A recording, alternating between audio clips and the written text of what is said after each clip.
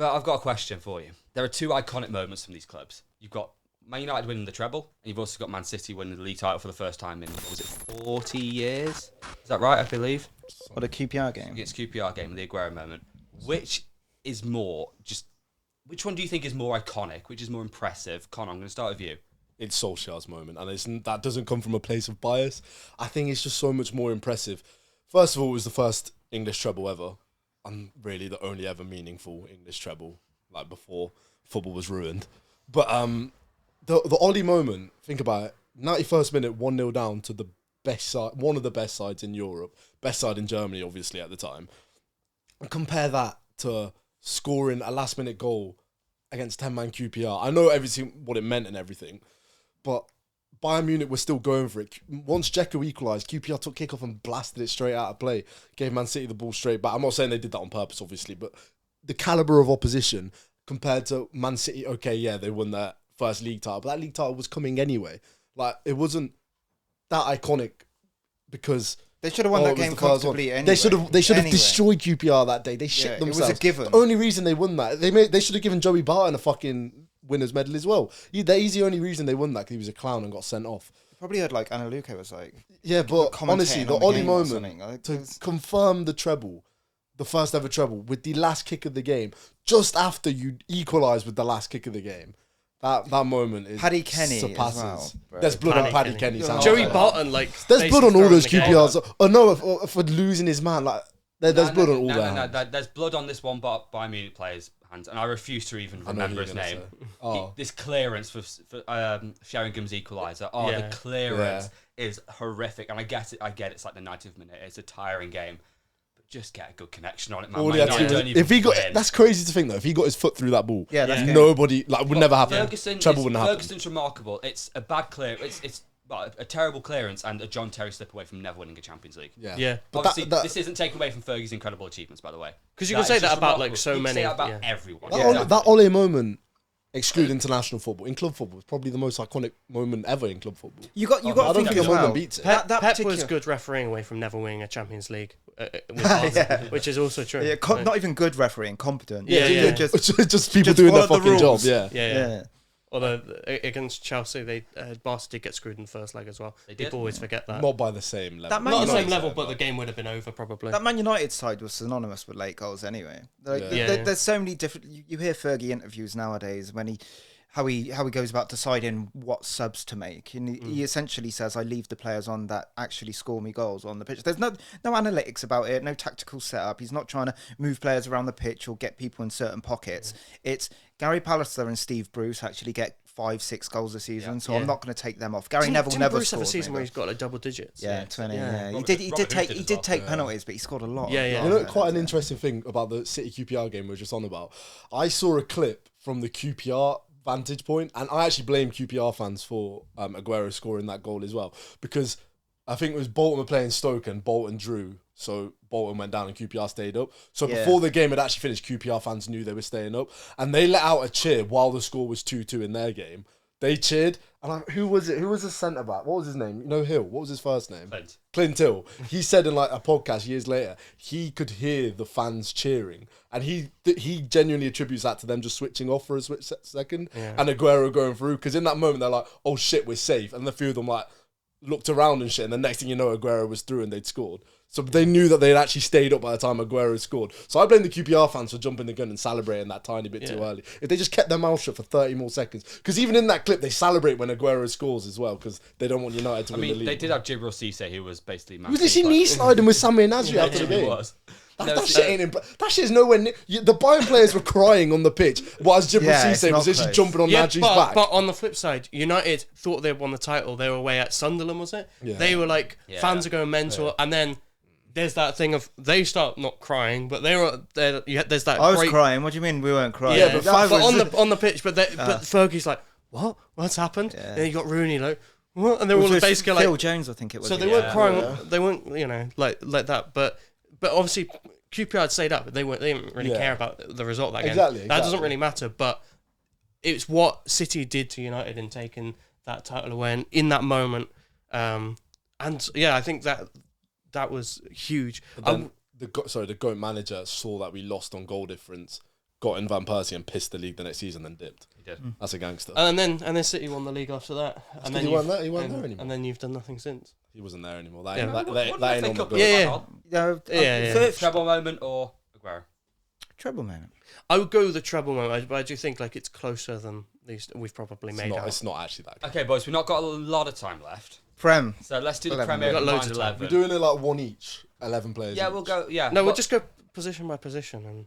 Okay. What are we doing? 4-3-3. I'm guessing. 4-3-3. Okay. I went 4-2-3-1. I can't lie. All right. We'll Similar-ish thing. Similar-ish. Yeah. Yeah, that's similar. Okay. That's fine. Down goalkeeper. It's Van der Sar. It's no debate. It's Van der Sar. I put down Van der Sar. I put Schmeichel. People say but Schmeichel. I don't. Van der Sar.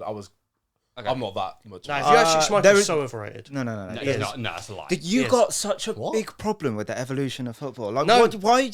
No, he just wasn't. He like Because made why? some. He made some very like good saves, and that's what people remember. But consistency wise, and like just being a complete goalkeeper, Van der Sar is like the most underrated goalkeeper ever. He's top 5 of all time. I put Van der Sar for similar reasons. Not just Prem, all I actually time. agree with what you just said. You won me over. Van der Sar, unreal. Okay, so we're going Van der Sar in goal. Right back. Dan. Thank you for agreeing. Kyle Walker.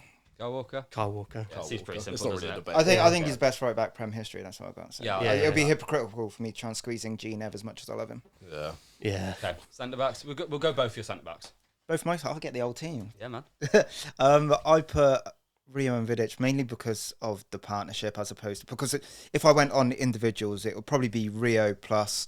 I'll have to think. You can go Yapstam. I mean, company if you like. Yeah. But I went on a partnership, and because I went for, I thought those two were the best partnership of it. Yeah. I've gone Rio as well. Obviously, I think Rio's just the best who's played for either club personally. And I've gone Kolo Touré I love it. for what he did at Arsenal. I love it. I love it. I'm putting Kolo. Look, I'm not having Vidic in there, overrated. I'm not having Stam in there, overrated. I'm not having Diaz in there, done nothing. Who else is company? You just so overrated. You just love that Kolo Kolo Touré. You just love that sharp pick, Invincible. don't you? He's an invincible. Went to City, balled out. He's just so good. Won a league title. What is blood yapping about? No, Kolo Touré's in there, bro. Connor, bring us No, back no. to Let that. me actually back this because Kolo Touré, complete defender, ball player. I loved him at the way Liverpool. he carried the ball, unreal. You talk about eye test. No, he's on his day. Best centre back of all time. Gareth doesn't even believe himself. I Connor? do. You have No, Connor, on his Connor, day. mate, On his day. Connor, mate, please save You us. have your moment. The thing is, I can't even save you that much because I didn't put Rio in because I think Vidic looked at Rio more Okay. than Rio looked at Vidic. Okay. Like for help. That's just not true. So I put Vidic in, That's and just then not true. I also put Company in because I think he was underrated as well. You just like beefcakes, don't Ooh, you? okay. Company was clutch as Mate, fuck. Win You your have Redders, win your jewels. Company was a. Let's go watch his clutch match of leader. the day. He was a clutch leader. Okay, left back down. I went Evra. Not Dennis Irwin. I could have went Irwin, but like the crossover between pre-Prem and then the Prem, and like with Irwin, you got there's a fair few years, I think 2 or 3 at Wolves or whatever it was. It was just the. I know We're you talking hate about- this word, but longevity. I think Evra just had it a little bit longer. Best version of Irwin or best version of Evra? Dennis Irwin's a better footballer. Yeah, I basically I haven't. So who you pick? I put Evra just because of what he did in the I time also that picked yeah. Everest. I put Dennis Irwin. Even though I didn't watch him loads, like what I've seen, like again, like you said, best version, he's better, and that's kind of Right-footed left Okay, so back, Dennis- set he's pieces. just he was Everett won unreal, actually. but Everett Okay, won to 2-1. Evra. I'm happy with Evra. Evra left back. Yeah. Midfield 3 down. I've got Scholes, Keane, De Bruyne. You're laughing like it's a joke. Because pick. Who's this playing guy, six? 3 there. awful footballers. Scholes, Terrible, Keane, De Bruyne, who's Zero playing league six? Who's titles. playing 6? We're playing 4-3-3. Yeah. You just put in 3 random midfielders. None of them are 6. None of them. Are Fernandinho. Right, none of them are playing together. Did you put So, like, Fernandinho in yours? Yeah, because I needed a 6 because I do combined 11s properly, What and I about- thought he's got a bit more. I think Rodri So you maybe don't, end the season. you don't think that a pivot of like Scholes and Keane dropping in like they did for probably No, 6, I'm not 7 having years that. constantly, winning Premier Leagues after Premier League, couldn't work? Do you know who Fernandinho is? Just because none of them wore the Foul number motion. 6. Roy Keane wore a 16. He can sit there. Right, Gary. So I've gone with what I think would play well and like stuff like that, you know. So I've gone with a defensive midfielder be honest, I because don't hate it, if but- you're putting De Bruyne in there, you're gonna need like a proper defensive midfielder because he's got those defensive frailties. So I went De Bruyne, Fernandinho, David Silva, the best midfielder the Prem's ever seen. Connor? Ever. I went 4-2-3-1. I can't lie. I went Rodri just in front. Yep. And then Scholes and then De Bruyne a bit further ahead. That's See, that makes I'm more very sense surprised than there's no whatever just Rodri. come out of your No. mouth. I'm surprised no one I else can put agree Rodri. with Yeah, no, I put Rodri Rodri, I'm because surprised. at the end of this season, once he's main reason I went Fernandinho is more longevity. I think peak Rodri's better, so I can agree with Rodri in there. De Bruyne we all put right, and then Scholes because you two put him. But Connor, who's your other midfield? I don't. Should I just say my? Yeah, attacking midfield. Yeah. I put Ronaldo on one wing, obviously. Yeah. And then I had Bernardo Silva, but I really wanted to put David Silva in, but David Silva didn't play on the wing. He's more, so I didn't really more know in what to do. midfield. I just put Bernardo Silva in, but I think David Silva was better. Dan, front three. That was really weird hearing you say Wait, that. who'd you put up front? Rooney.